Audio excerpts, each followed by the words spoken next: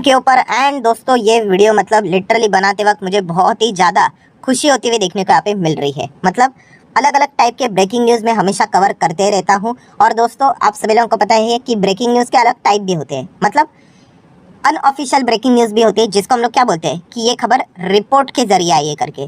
सो दोस्तों जस्ट 15 या फिर आप बोल सकते 15-20 दिन पहले ही मैंने इसी टॉपिक के ऊपर सेम वीडियो बनाया था। सिर्फ उसमें शुरुआत में यही कहा था कि ये रिपोर्ट के जरिए है, अभी तक ऑफिशियली सामने नहीं आई है करके।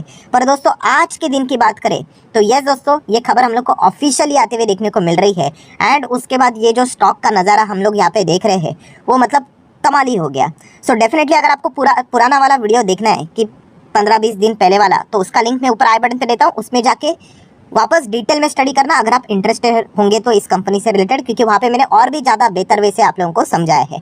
सो किस चीज़ की यहाँ पे मैं बात कर रहा हूँ दोस्तों, तो आप सभी लोगों को याद होगा मैंने वीडियो बनाया था कि 5th जनरेशन एयरक्राफ्ट से रिलेटेड मतलब इंडिया को यहाँ पे ये मिलने वाला है। एंड इससे रिलेटेड इंजिन्स बनाने से रिलेटेड इंडिया एक अमेरिकन कंपनी के साथ बातचीत यहाँ पे कर रही है। मतलब डील होगी नहीं होगी वो बात की बात है, निगोशिएशंस होते हैं। एंड दोस्तों आज के दिन यहाँ पे पता चल चुका है कि जनरल इलेक्ट्रिक कंपनी के साथ यहाँ पे कॉन्ट्रैक्ट साइन होते हुए देखने को यहाँ पे मिल रहा है। मतलब इसकी शुरुआत स्टार्ट होते हुए देखने को मिल चुकी है। सो जनरल इलेक्ट्रिक कंपनी की अगर हम लोग बात करें तो आप देख सकते हैं पब्लिक कंपनी है, आपको अमेरिकन स्टॉक एक्सचेंज में भी इसका शेयर ट्रेड करते हुए देखने को यहाँ पे मिल जाएगा।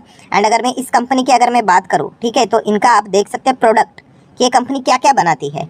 तो आप देख सकते हो कि विंड टर्बाइंस बनाती है, फाइनेंस में है, सॉफ्टवेयर में भी है, उसी के साथ साथ अगर आप देखोगे एनर्जी में भी है, उसी के साथ साथ इलेक्ट्रिक डिस्ट्रीब्यूशन में भी है। एंड आप देख सकते हो एयरक्राफ्ट इंजन में भी है। सो फिलहाल जो इंडिया की बातचीत चल रही थी जनरल इलेक्ट्रिक के साथ, जिसको हम लोग जीई बोलते हैं, जीई के साथ जो बातचीत चल रही थी वो एयरक्राफ्ट इंजन से रिलेटेड चल रही थी।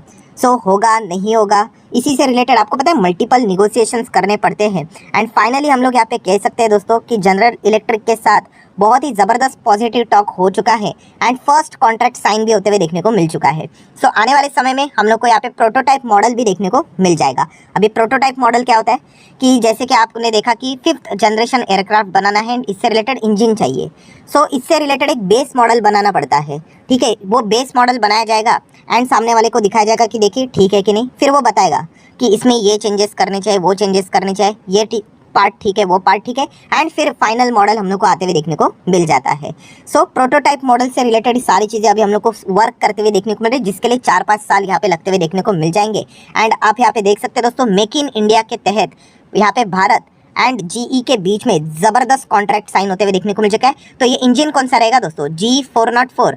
एंड अभी का जो पावरफुल इंजन की बात हो रही है जो कि 5th जनरेशन एयरक्राफ्ट में हम लोग को लगते हुए देखने को मिलेगा, वो रहेगा दोस्तों GE414 इंजन, ठीक है। आई होप मैं सही प्रोनाउंस कर रहा हूँ, क्योंकि कभी कभी प्रोनाउंसिएशन अलग होते हैं, ठीक है।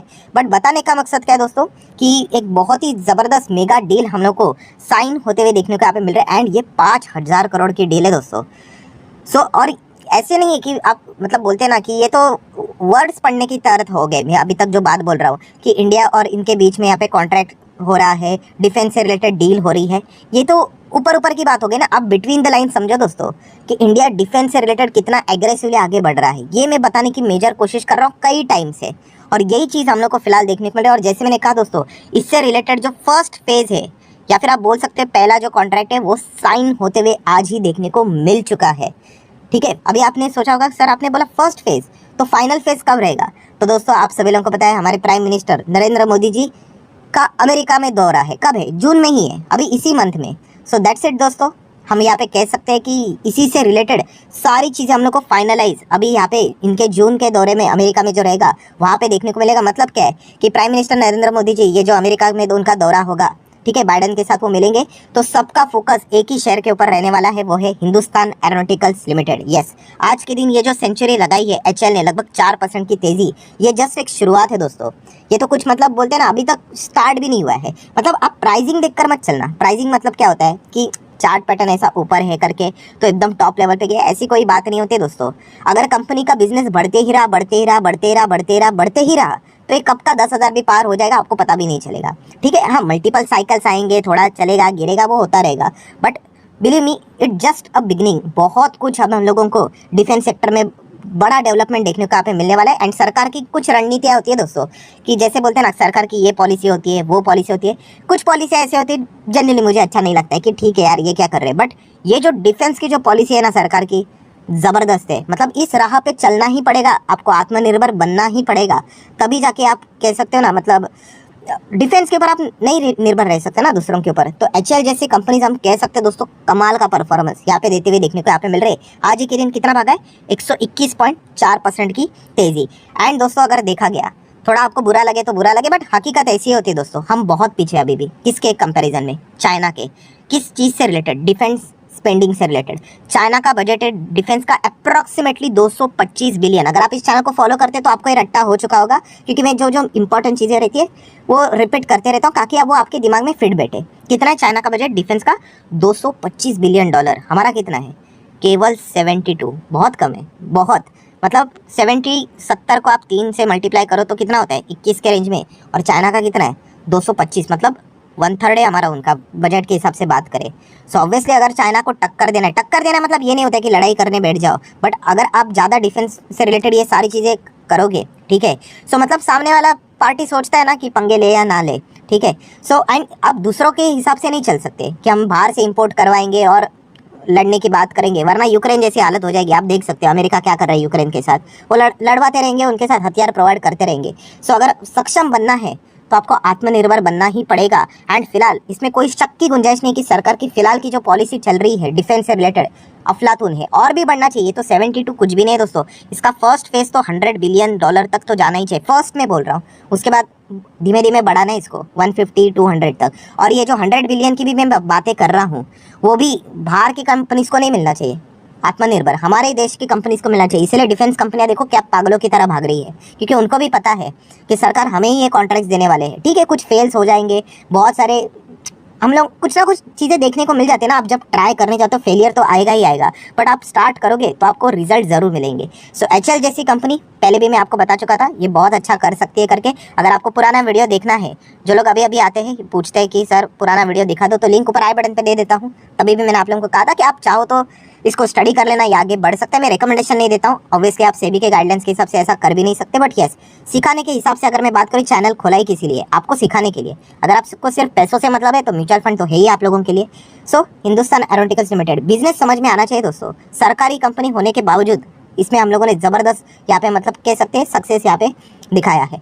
और अगर हम लोग यहाँ पे इस कंपनी की बात करें, सबसे खासियत है इसकी बैलेंस शीट, तगड़ी बैलेंस शीट है दोस्तों। मतलब आप चेक कर लो, 11 हज़ार करोड़ के रिजर्व्स, 12, 15, 18, 23 हज़ार करोड़ के रिजर्व्स चल रहे कंपनी के पास। रिजर्व्स मतलब क्या? जब आपकी प्रॉफिटेबिलिटी शानदार होती है, वहीं से तो पैसा कहाँ पे जाता है? रिजर्व्स में जाता है। पीएनएल एप्रोप्रिएशन, जो लोग कॉमर्स वाले हैं उनको तो पता ही होगा, ठीक है।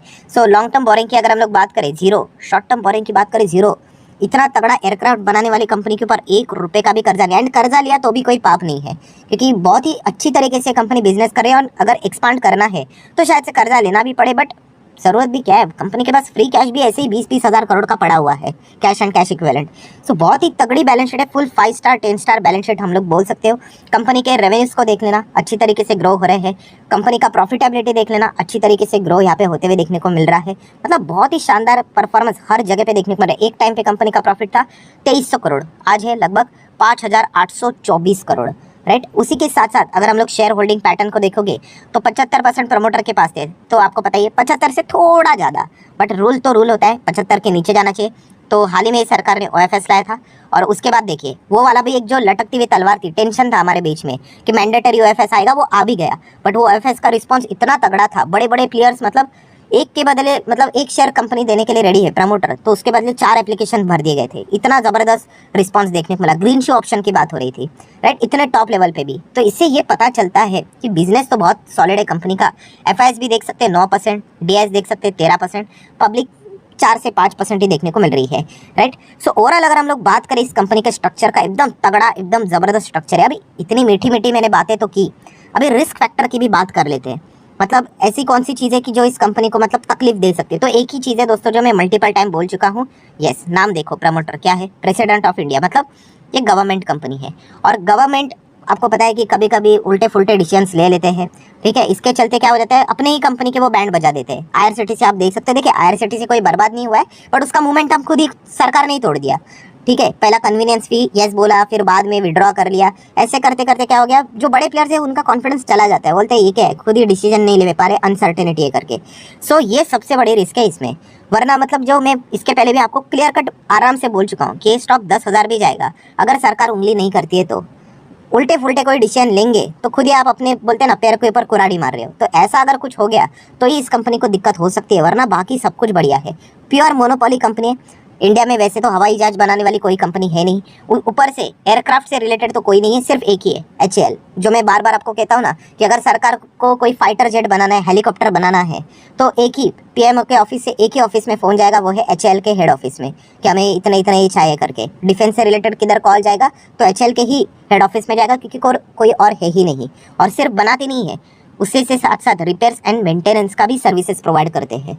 सो हम लोग ज़रूर कह सकते हैं दोस्तों, बहुत ही शानदार खबर देखने को यहाँ पे मिल रही है। एंड जिस प्रकार का शेयर प्राइस देखने को मिल रहा है 3,000 3,500 टॉप लेवल पे भी चल रहा है यहाँ पे, ठीक है, तो आप बोनस स्प्लिट भी इसमें एक्सपेक्ट कर सकते हैं। वो की कंपल्शन वाली बात नहीं, इसके पहले भी हुआ था, बोर्ड ने बोला था कि हम स्प्लिट करेंगे करके, बट बाद में उन्होंने क्या कर दिया, विड्रॉ कर लिया। 2021 सितंबर 2021 की बात है, और इसके चलते HAL स्लिप हुआ था। अभी इसका अर्थ ये नहीं कि HAL बर्बाद हो गया करके, बट आप देख सकते हैं तभी का चार्ट पैटर्न में वो हम लोग को एक नज़ारा देखने को मिला था।